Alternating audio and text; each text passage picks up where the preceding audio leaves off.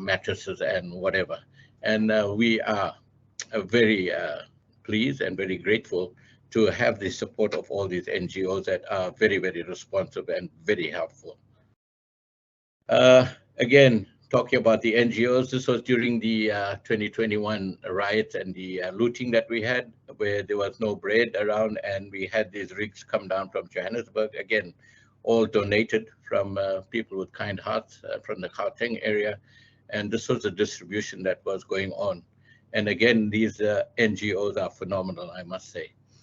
To fight all the crime and keep a lid on things. And as you can see, I'm not sure how clear it is, there's that PIP team that's, I think, the third online. There's like 1,429 messages that had yet to be read. Now, such is the input of data that we get from everyone on the ground. And our general manager, Yvonne Badenhorst, and our operations manager and myself, we keep tabs on this thing day and night, of course, and respond immediately the minute we see something happening. And the good thing about this is we've got boots on the ground, as you can see, that are visible and patrolling the areas, and that's coupled with our CCTV networks that keep an eye on just about every square inch of wherever we are operating. Now, this was the CCTV network that we proposed and installed in the Prospecton precinct. As you can see, it's a combination of LPRs and PTZs. I'm sure you guys know what that is. PTZs mean pan, tilt, and zoom. It gives you 360-degree view with zoom capability.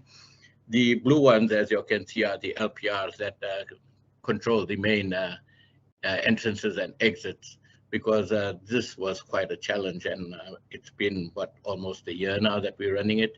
And I must say, it's working extremely well. And where the situation demands, we put a static camera that looks just one way, and we cover all the angles.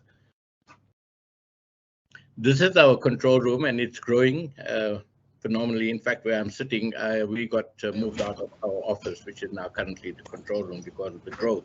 And, we have something like 160 plus cameras around the city.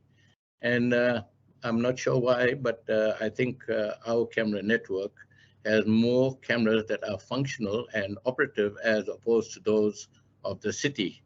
So I'm not sure what's going on with the municipality, but a lot of the time where crimes are committed and they need footage and things, we get the police coming in, the detectives and things, requesting footage and things, and then we got to deal with things like the Poppy Act, etc., etc.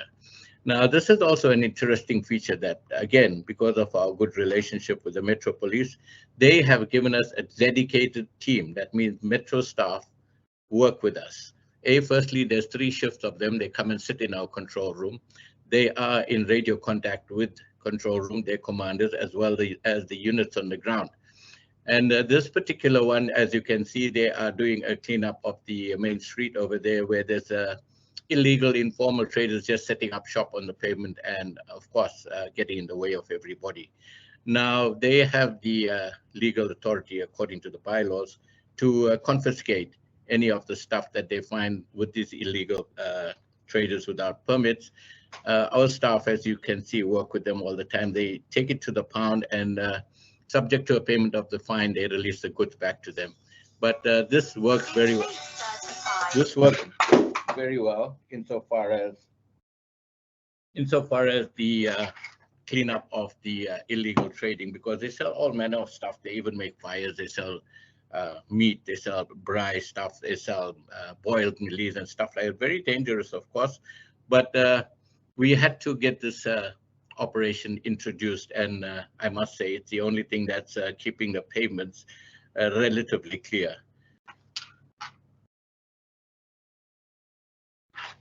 Just bear with me, show what's going on here.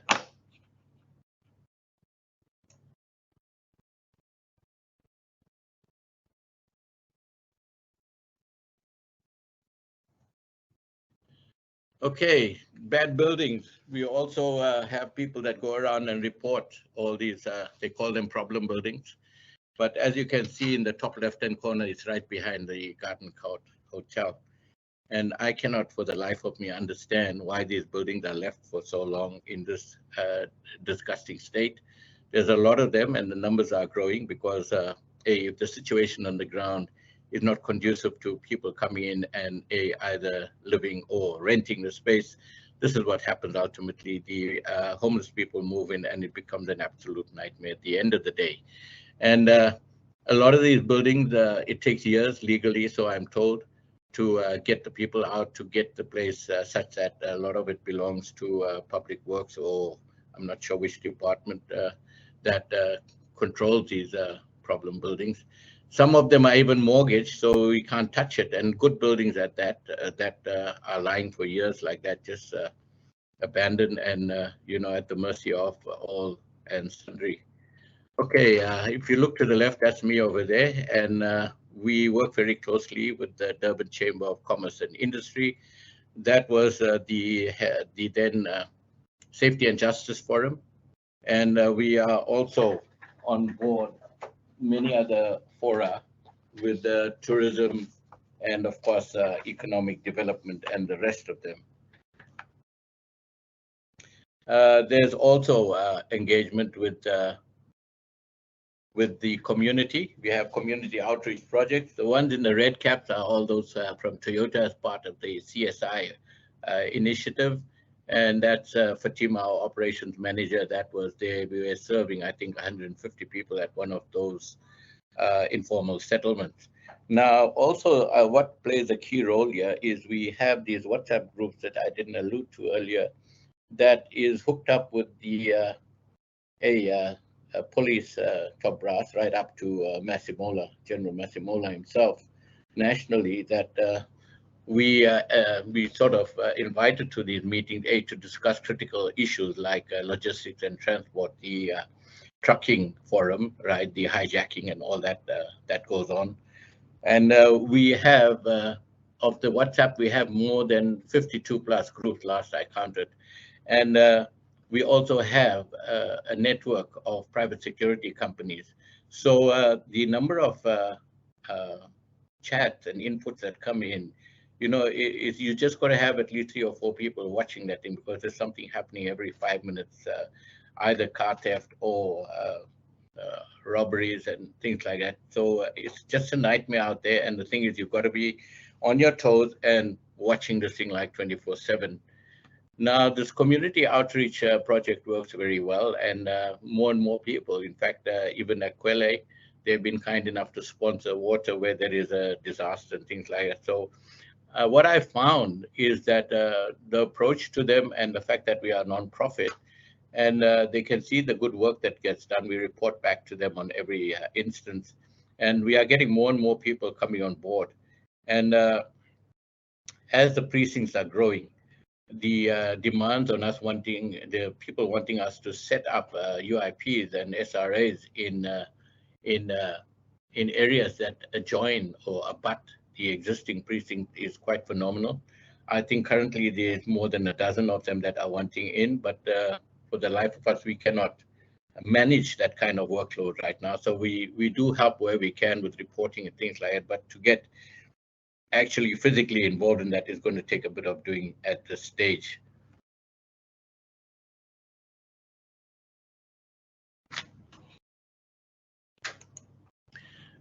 This year I call special project, as you can see. As you can see, there's Yes for Youth internship that started. That was a national project that was run a few years back, and the majority of those are still with us. We took in 100. A lot of them are still with us. Our staff complement out there is in excess of 300 people, and we give them jobs. We give them training as well, as you can see on the right-hand side top, so that they can sort of move on in life. A lot of them have been promoted as site managers, supervisors, etc., etc. And we have a range of services from graffiti cleaning on the left to beach and city patrollers to take care of any eventuality. Up the center on the top, we also involve via PMK insofar as placemaking goes, but we'd like to have more traction on that. But I think COVID came and knocked us sideways, but we are trying to pick up the pieces. And as we are not as, how shall I say, organized as you all are, but we'll be looking to share information and get there as soon as possible. And of course, I mentioned the NGO collaboration, and without them, I don't think we would have been able to do half of what we are doing. I'm not sure what happened to the slide, but top left, you can see more of our integrated cleanup operations. There's Metropolis as backup because it gets scary out there, and high pressure washing of areas that they either use to urinate, defecate, or just litter. The center picture is part of our team with Metro that you can see they're selling liquor and other stuff on the street over there. So those could get confiscated.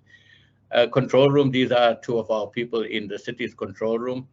And bottom again, we have a drop-in center on the Esplanade that we regularly feed homeless. However, I'm against creating dependencies, and that is why we do it only as a stopgap and not have a fully fledged sort of soup kitchen running there, because then we'll have people there 24/7. On the right bottom, you can see we respond to informal fires and things like that. Just looking to see if I've covered all the bases. I think we have, so I'm just going to move on to the next slide and open the floor for any questions y'all might have very quickly. That's fantastic, Ebrahim. Thank you so much. Before I make comment, I'm sure there are going to be questions from the floor. It seems we are facing similar challenges to a lesser or greater degree. Each of us dealing with them the best we possibly can, and the thought of sharing best practice is just enticing, I must say. Okay, any questions, comments from the floor, please?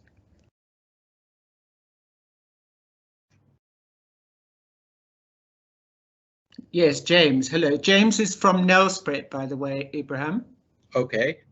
Good morning, Ebrahim. Thank you for your presentation, and yeah, I'm impressed with the scale of your operation, and obviously there's a huge demand for the work that you're doing.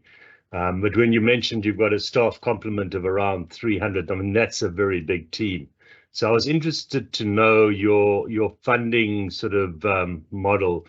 You know, is it a combination of levies and sort of grants that you receive? And maybe you can talk a little bit to your sort of sustainable funding model that keeps the organization going, and yeah, 300 people employed. Thanks. Yeah, thank you so much for that. And basically, look, we had to be very, very innovative. And I think my staff complement within the office, I'm talking just purely admin staff. There's, I think, key drivers. There's 1, 2, 3, 4. I'd say less than half a dozen of us sit and manage operations here, huh? And that's on a 24/7 basis. The rest, now this is where we had to be thinking laterally, simply because of the fact that it is so expensive to get good help. So we started with that Yes for Youth project. And of course, we paid them a stipend then. I think it was a year, and it went off. And the thing is, they had acquitted themselves so well. And National Treasury had recognized the UIP as being the best run operation for that project in the country. So having noted their,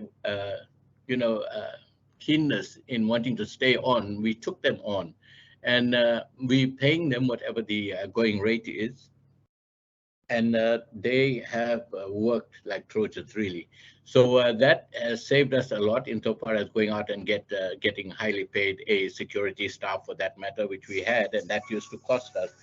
That used to cost us a lot of money. I'm talking hundreds of thousands, and it never really gave us the satisfaction of what we would have liked to have had happen in the precincts.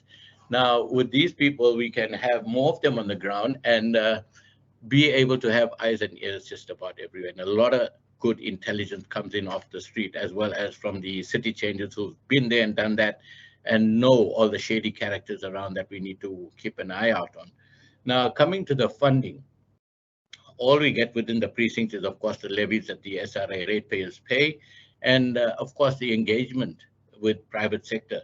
Now, those precincts that we have that are not official yet, some of them are wanting to become official. The others say we want to stay as far away from the municipality as we can, and that is understandable given the current circumstances. But I think it is, and we don't get any grants. We haven't at this stage, in my tenure here for the past 10 years, I haven't had a single cent as a grant come out of economic development as such.